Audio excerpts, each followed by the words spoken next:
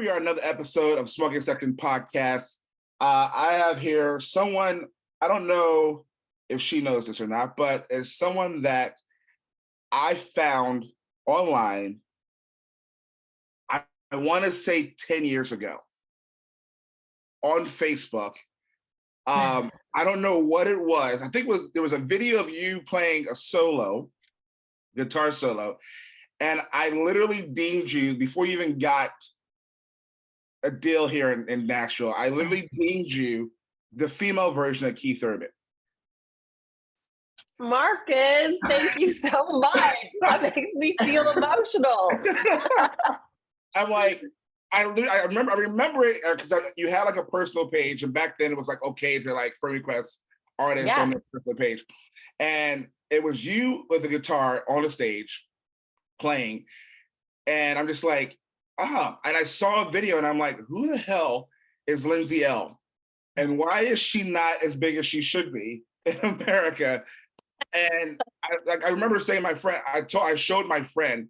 Actually, I showed Hannah Ellis. It's who it was.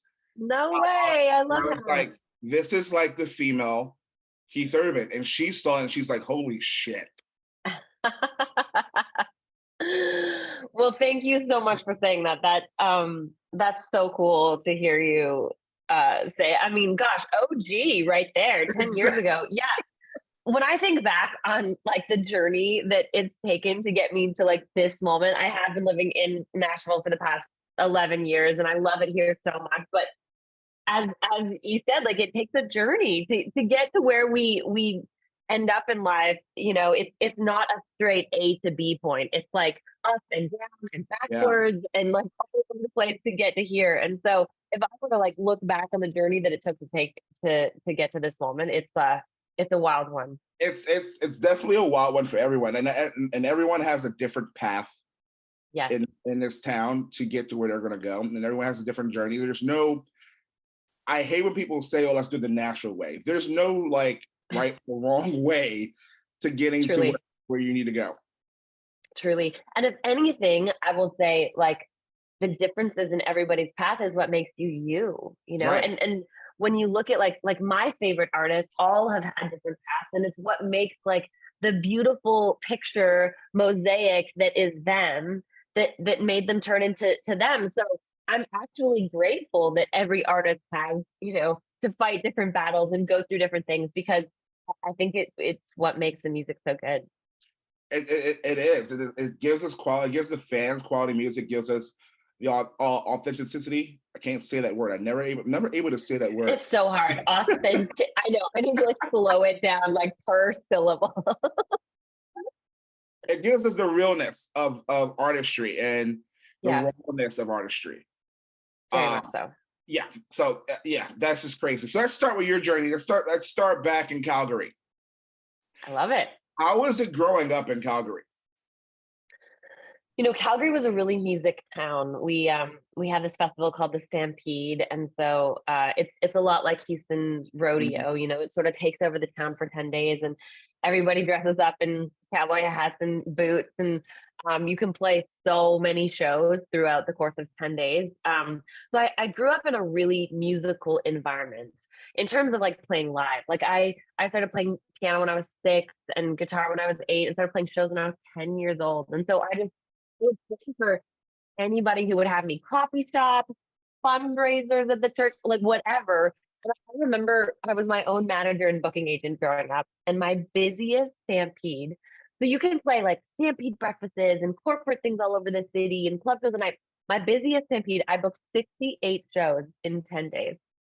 And I just was playing all over the city. And so I loved performing so much as a little girl. It was wild. You know, the stage felt like home from really, really young. And when I was 15 years old, I bought a 15-passenger band van, and I was like the cool kid driving to high school in my 15-passenger band van. But I needed it to travel with the band to bring all of our gear to all of our shows, and I couldn't afford another car, so it was like, well, this is what we're driving. And yeah, a lot of my childhood growing up in Calgary was all about falling in love with the stage. Oh man. So you I read your Wikipedia page, Oh no. Oh no. What's gonna come? Wikipedia never lies. I know it can be edited by any human being on the face of the planet, but it is scary when that thing Scary. is up. It's scary. Like, I didn't know that you were valedictorian. You graduated a year early. Yeah, I was a super nerd. But Marcus, that also meant that I had no social life growing up because I would just study and like do school homework and play guitar. That's pretty much what my life consisted of.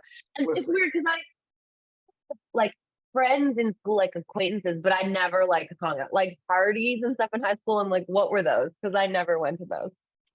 see, I never went to those either. I was always the one, Yeah. like, I was like, I didn't have, like, now I wasn't valedictorian now, but I didn't have, I didn't really go out and party like with my friends and things like that. Like, most of my time was hanging out with my best friend. We would go to Walmart and walk around, and That's what I'm talking about though. That's a good pretty much time. And you know what? We're probably better off for it. We're probably exactly, better off exactly. not having partied in high school. Probably our grades are better off for it. Our health is better off for it. Yeah, You yeah, know, yeah. If I had maybe started drinking at 16, I'd probably, I'd be a nutcase not by a good thing. True, true. So we can thank Walmart. Thank like the wonderful night spent now. with your best friend in Exactly. Walmart. Good Lord. So let's talk about when you first moved to Nashville. So you've been in Nashville like 11 years, you said. Yeah. The town has changed. I've been in it for 13 years. The town has changed so in so many different ways. But when you first moved here, what was your first impression of Nashville? Because you were doing songwriter retreats here before you moved here. Yeah, I remember the first time I got off the plane, I had like my guitar on my back and I had one person's name on a piece of paper. I did not know anybody in Nashville. And I just felt so welcomed. The Southern hospitality thing, as you know, like in Nashville, if people have never been. It's just such a warm town. People were like, "Come on over to the house, we'll cook you dinner and we'll have a jam session." I was like, "What is this? Like, what? People like they're I'm a stranger and they're inviting me over to their house." But I just felt so at home from the first time I was here. And yeah, I did go back and forth a lot because I was still Canadian and I didn't have a visa, and so I wasn't allowed to make money here. And so I was waiting tables and going to school and playing gigs up in Canada, and I would make enough money for 2 weeks to buy a plane ticket to come down to Nashville so that I could write songs for 2 weeks in Nashville, in which we call them triples in town, but it basically means you write 3 songs a day. So you write a song from like 10 till 2, you write a song from 3 till 6, you write a song from 7 till 10. And then I would go to writers' rounds at night because I knew nobody and I was just trying to meet songwriters. And so I would watch these incredible rounds of these people, in jeans and a t-shirt playing these massive hit songs. And you're sitting there being like, that person wrote that song? That's crazy.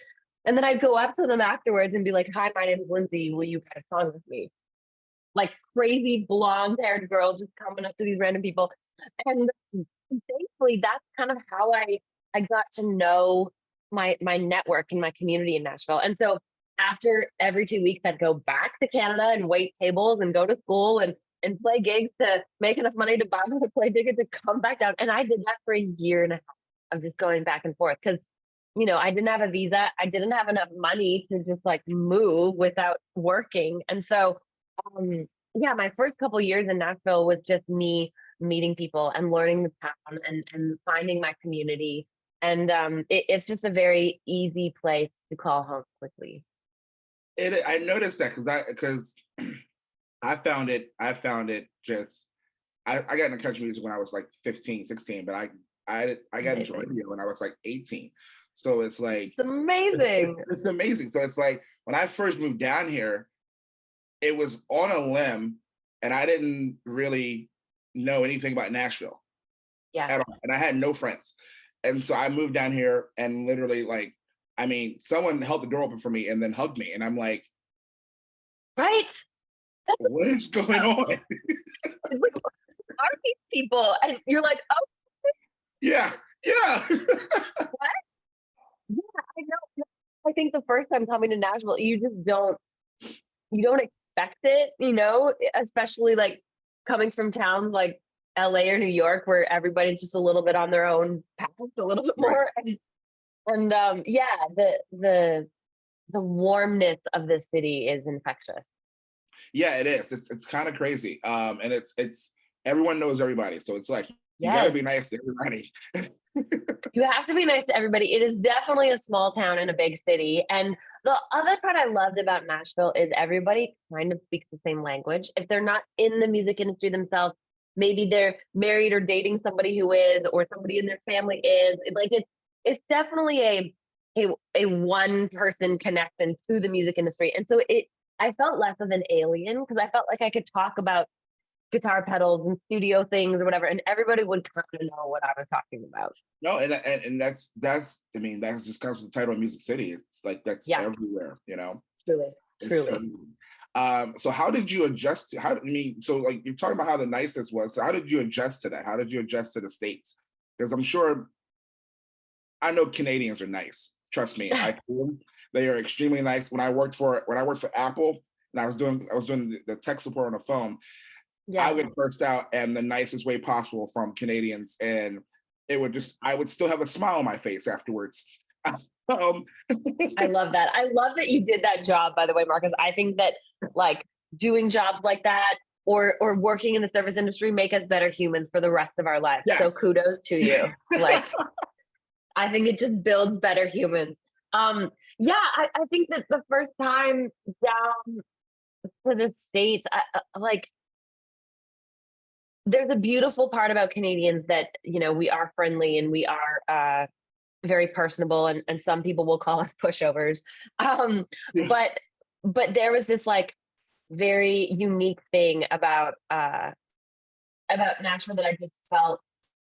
I felt like it felt like Canada, to be honest. You know, I felt like people were the same amount of friendly and the same amount of generous and wanting to help each other. And it also is the wonderful thing about country music. You know, I feel very fortunate to be in a community of artists down here where people aren't like conniving and trying to get ahead of each other, but we're like encouraging each other. And I have a lot of artist friends and we like to high five each other on our way to the top.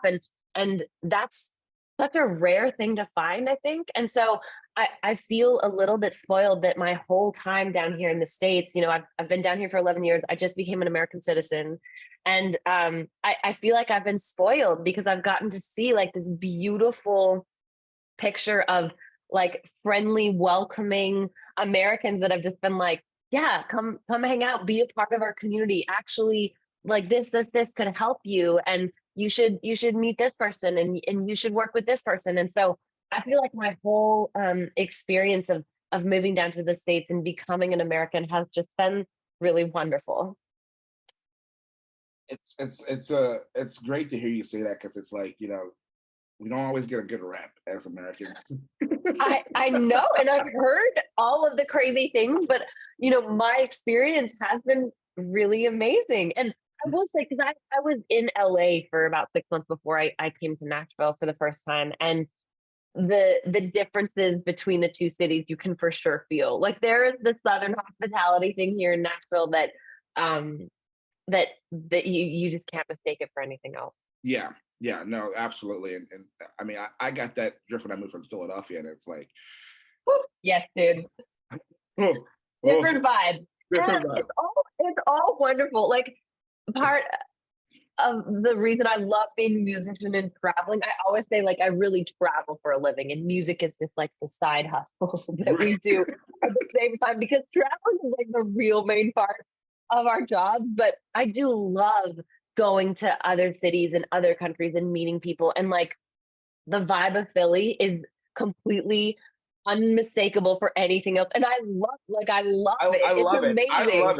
We're so passionate, and then people look at me when I start talking about things down here, and they're like, "Why are you like so passionate about this?" I'm like, "I'm just the way I am. I'm sorry. It's just how it was." How it was. You were raised. But yes, going to a town and feeling like that passion and that dedication and that pride for, you know, people's city or you know, like just their local culture. It's awesome. And I love being a sponge and absorbing it. Well, let's talk about your first number one, uh, Yeah.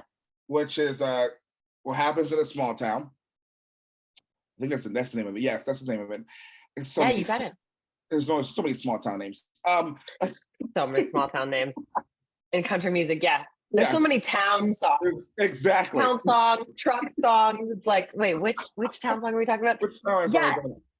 so let's talk about this. I know you talk about this repeatedly over and over again, but just going through your career here a little bit. Um, what was it like getting your first number one and getting that phone call from your team saying, "Holy shit, you have a number one hit"?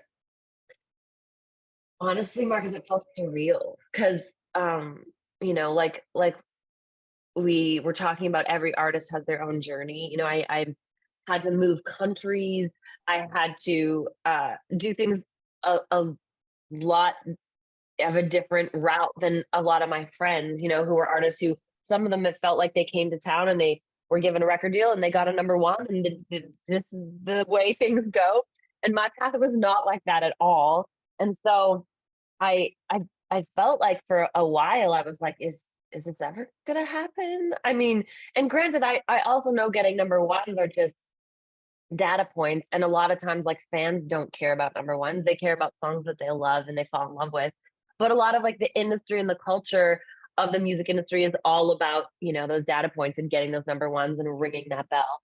And so a lot of my upbringing in this town was, you have to get a number one, you have to get a number one, you have to get another number one. It was always that pressure of moving up the chart, so to speak.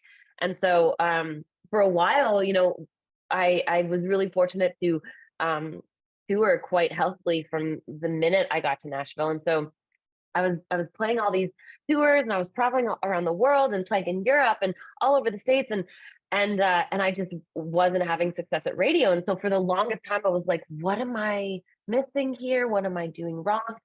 And when Brantley Gilbert called me up, Scott Borchetta actually called John Lubba, the head of my previous label, and said, Lindsay, we would really love you to be a part of this song. And it took me 30 seconds to listen to um, Small Town, as we call it, but what happens in Small Town, uh, to hear, like, this is a hit. This is truly a hit.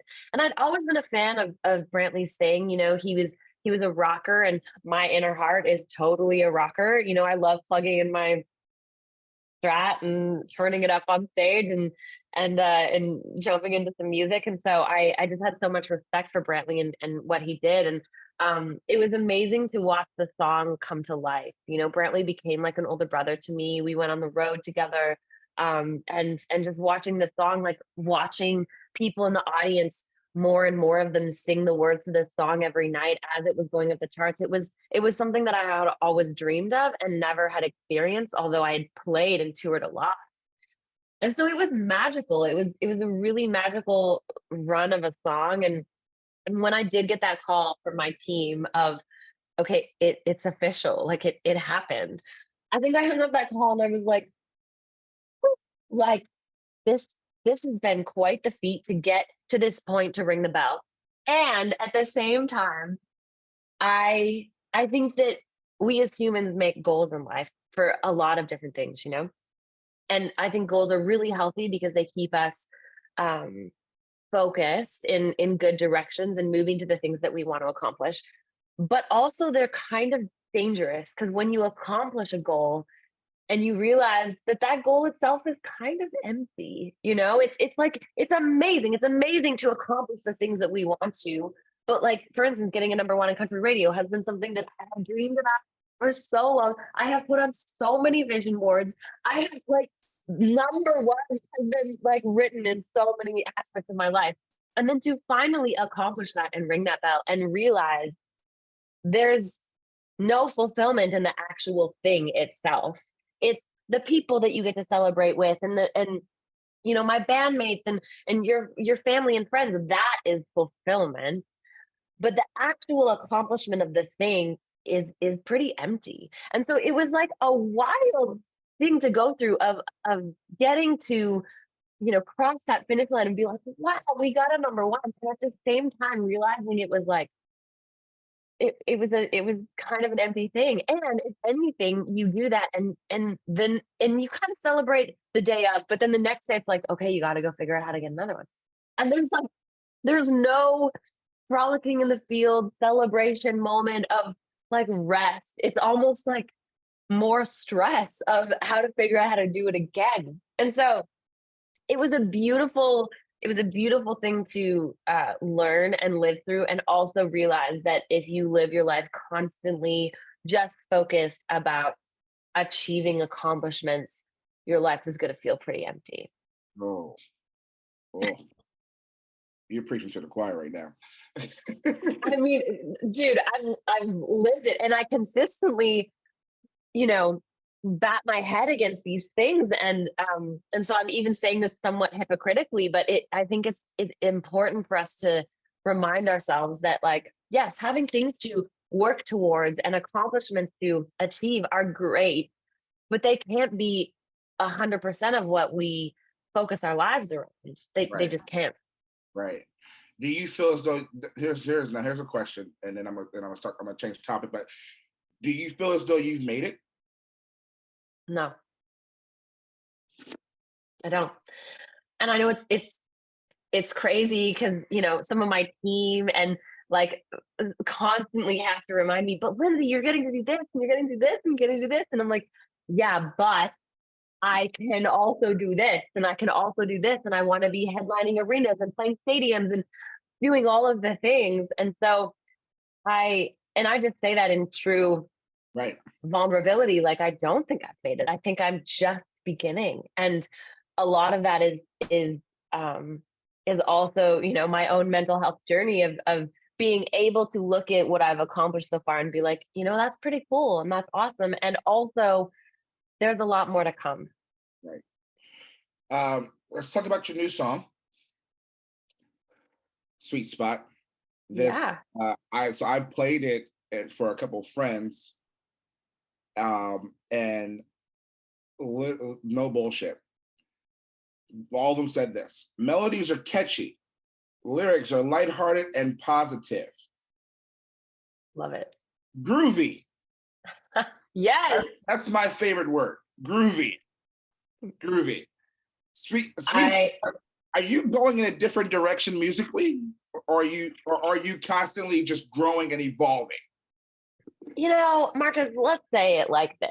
I have never thought of country music as a genre that should be within like fence lines. And I do love country music for the sake of they they really welcome songwriters and songs that say something and that have a message. And I've always lived on the fringe side of the format, like when you think of traditional country music, I am not that usually. Um, but I think that when I when I look at some of my favorite artists, they're not really in a genre. Like most of them, when you think of Tom Petty or even John Mayer or even Sheryl Crow, like they're like, well, what genre? They're just Right. them, and they just record really great music that I love. And so when I'm walking into the studio right now, I think for years living in this town, I was very focused on like, okay, because I was just told so much, Lindsay, you're not country enough. You're not country enough. You're not writing songs that are country enough. And so I was focused so much about writing and recording music that was countryer. Mm. And now I'm like, man, that just brings me into creative places that aren't what like my musical heart is trying to tell me. And so right now, I just want to write a song that I think is cool and I think sounds cool. And that when I finish writing it or recording it, I'm like, I cannot wait for the world to hear this. And so that is my definition of what I'm doing right now in the studio, and what comes out, who knows? Like, who truly knows? But I just know that if a song is enough to move me or make me feel something, then hopefully it will have the ability to move someone else or make someone else feel something. And that is what I think music should be. Well, you're making great music. That song is, like I said, I loved it. Groovy is my favorite word for it. I love hearing you say that so much. Groovy is my favorite word for it. It's catchy as hell. I loved it. I listened to it. I've listened to it multiple times already. Yes, Mark is my man. So it's been great. One more question, because I know you're on a time restraint here. So one more question. So fun. And the final question is, do you have any regrets? Yeah, absolutely. I love these questions, by the way. You're amazing at this. I wish I would have listened to myself more growing up. And like I think that we have this intuition, this gut instinct, this little voice inside of us that tells us, yes, you should do something, or no, you shouldn't do something, or that sounds fun. And at least speaking for myself, when I was little growing up, I think I got so focused about accomplishing those goals, about like getting a number one on country radio, that I would sometimes dumb down that little voice inside of me, because I was like, well, so and so says if I do this, that I'll get to that thing faster. Or so and so says if I do this, that it'll be better. And so I didn't listen to myself in a lot of scenarios so that I could take some, like a really smart person's advice and go try to do that. And so if I have one regret, it's to listen to myself. I think that all of us should listen to our gut more than anybody else. Like your intuition is pretty smart. It's pretty smart. And yeah, I think people underestimate their intuition. Yeah, I totally agree. I totally agree. And so if I'm doing anything at this season of my life, if this is my definition of a sweet spot, it's to listen to that gut instinct and to know that all of us can create a sweet spot in our life between the high moments and the low moments, if we just have respect for what we've done in the past, if we can learn for what we've done in the past, gratitude for where we are at, and we keep like the future in a mindful place. I think that we can all find that sweet spot that we can live in, and not have to feel necessarily the regret of not listening to ourselves. Wow. Well, this has been a phenomenal conversation. Lindsay, likewise, I so enjoyed talking to you, Marcus. I enjoyed talking to you too. I love you. Next time I see you, I'm giving you a big hug. I cannot wait. A big Tennessee hug. I have one for you. So this has been another episode of Smoking Section Podcast with the one, the only, the female Keith Urban, Miss Lindsay L.